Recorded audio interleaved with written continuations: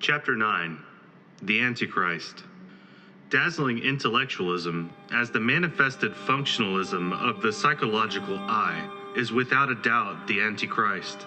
Those who suppose that the Antichrist is a strange personage born somewhere on the earth or coming from this or that country are certainly completely mistaken. We have emphatically stated that the Antichrist is definitely not a particular person, but all people. Obviously, the Antichrist itself exists deep within each person and expresses itself in many ways. Intellect, which is placed in the service of the spirit, is useful. Intellect, which is divorced from the spirit, becomes useless. Villains arise from intellectualism. Without spirituality, a vivid manifestation of the Antichrist. Obviously, the villain, in and for itself, is the Antichrist. Unfortunately, the world today, with all its tragedies and miseries, is governed by the Antichrist. The state of chaos in which modern humanity finds itself is undoubtedly due to the Antichrist, the iniquitous one of which Paul of Tarsus spoke in his epistles is certainly the harsh reality of our times. The iniquitous one is already here. It manifests itself everywhere. It certainly has the gift of ubiquity. It argues in cafes, negotiates at the United Nations, sits comfortably in Geneva, conducts experiments in laboratories, invents atomic bombs, remote-controlled missiles, asphyxiating gases, bacteriological bombs, etc. The Antichrist, fascinated by its own intellectualism, which is absolutely exclusive to know-it-alls, believes that it knows all of the phenomena of nature. The Antichrist, believing itself to be omniscient, is trapped in the decay of its own theories. It directly rejects anything resembling God or that which is worshipped. The self-sufficiency, pride, and arrogance of the Antichrist are unbearable. The Antichrist mortally hates the Christian virtues of faith, patience, and humility. Everyone bows before the Antichrist. Obviously, it has invented ultrasonic aircraft, wonderful ships, splendid cars, amazing medicines, etc. Under such conditions, who can doubt the Antichrist? In this day and age, anyone who dares to speak against all the miracles and wonders of the son of perdition condemns himself to everyone's ridicule, sarcasm, and irony. He condemns himself to be classified as stupid and ignorant. It is hard to make serious and studious people understand the former statements. They in and of themselves react and offer resistance. Clearly, the intellectual animal mistakenly called human being is a robot, programmed at kindergarten, primary and secondary school, college, and the university, etc. No one can deny that a programmed robot functions according to its programming. In no way could it function if the program were removed. The Antichrist has produced the program with which the humanoid robots of these decadent times are programmed. Making these clarifications, emphasizing what I am saying, is frightfully difficult, as this is not in the program. No humanoid robot would admit things that are not in the program. This absorption of the mind is so tremendous and serious a matter that a humanoid robot will never even remotely suspect that the program is useless. He has been organized according to that program, and to doubt it seems like heresy, something incongruous and absurd. For a robot to doubt its own program is absurd, an absolute impossibility, because its very existence depends upon that program. Unfortunately, things are not as humanoid robots think they are. There is another science, another wisdom, which they find unacceptable. The humanoid robot reacts, and rightly so, as it is not programmed to deal with another science or another culture, or anything else that differs from its well-known program. The Antichrist has prepared the programs of the humanoid robot, and the robot humbly prostrates itself before its master. How could a robot possibly doubt the wisdom of its master? A child is born innocent and pure. The essence expressing itself through each child is exceedingly precious. Without a doubt, nature deposits in the brain of newborns all the wild, natural, sylvan, cosmic, and spontaneous information indispensable for the capture or comprehension of truths. These are contained in any natural phenomena perceivable by the senses.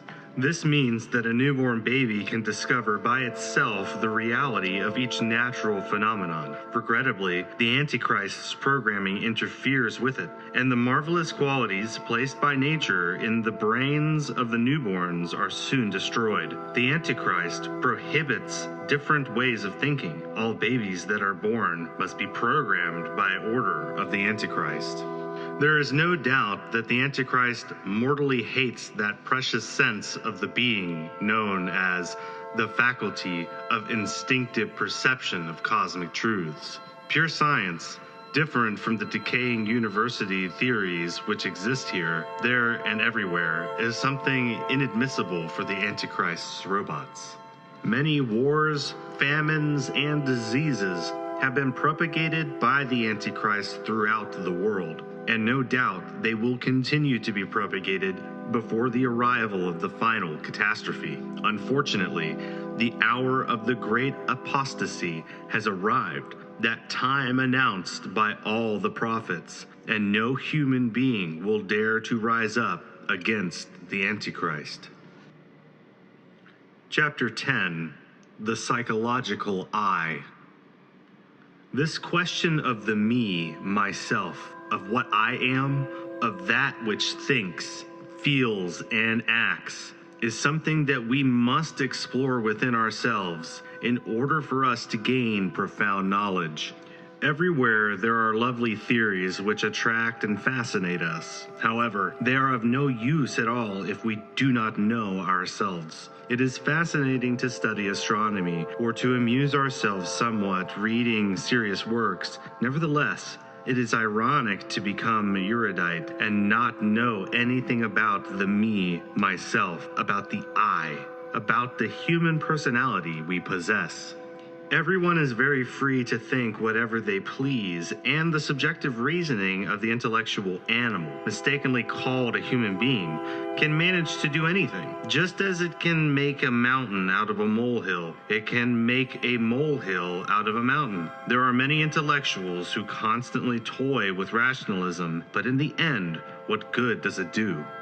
To be scholarly does not mean to be wise. Learned ignoramuses are as abundant as weeds. Not only do they not know, but they are not even aware they do not know. Learned ignoramuses are those know-it-alls who believe they know everything and who indeed do not know themselves. We could theorize splendidly on the psychological I, but that is not exactly what interests us in this chapter.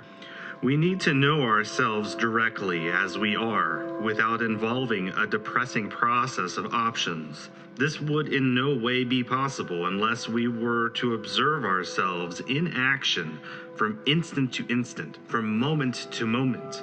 This is not a matter of seeing ourselves through theories or by simple intellectual speculation. We are interested in seeing ourselves directly as we are. This is the only way we will be able to gain true knowledge of ourselves. Although it might seem incredible, we are mistaken with regard to ourselves. Many things we believe we have, we do not have, and many things that we do not believe we have, we do. We have formed false concepts about ourselves, and we must therefore do an inventory to find out what we have too much of and what we lack. We assume that we have such and such qualities, which indeed we do not. And we are surely ignorant of many virtues that we do possess. We are asleep, unconscious, and that is very serious. Unfortunately, we think the best of ourselves and never even suspect that we are asleep. The Holy Scriptures insist on the need to awaken, but do not explain the system to achieve this awakening. Worst of all, there are many who have read the Holy Scriptures and still do not understand that they are asleep. Everyone believes that they know themselves and do not have even the faintest idea that there exists a doctrine of the many. Indeed, each person's psychological I is multiple. It always consists of many. By this we mean that we have many selves and not just one, as is always assumed by learned ignoramuses. To deny the doctrine of the many is to make fools of ourselves. In fact, it is the height of absurdity to ignore the intimate contradictions that each of us possesses.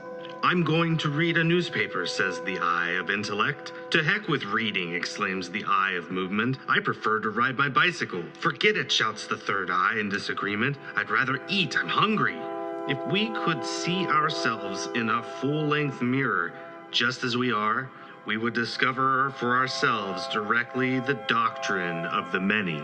The human personality is only a marionette controlled by invisible strings. The ego, which swears eternal love for gnosis, is later replaced by another which has nothing to do with the pledge, and then the individual leaves. The I, which swears eternal love for one woman, is later replaced by another which has nothing to do with that oath. Then the persona falls in love with another woman, and like a house of cards, it all collapses. The intellectual animal mistakenly called human being is like a house filled with many people. There is no order or agreement among the multiple eyes. They all quarrel with each other and fight for supremacy. When one of them gains control of the capital centers of the organic machine, it feels unique, a master. Nevertheless, in the end, it is overthrown. Considering the matter from this point of view, we come to the logical conclusion that the intellectual mammal does not have a true sense of moral responsibility.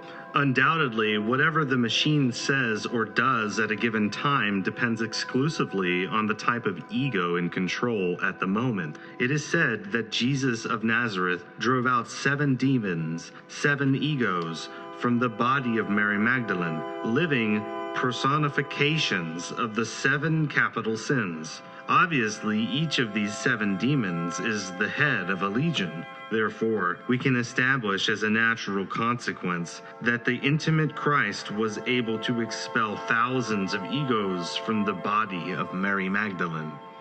Reflecting upon all this, we can clearly infer that the only worthwhile part of us is the essence, which tragically is trapped within these multiple eyes of the revolutionary psychology. Unfortunately, the essence is always limited in its process by virtue of its own imprisonment. Without question, the essence or consciousness, which is the same thing, sleeps deeply.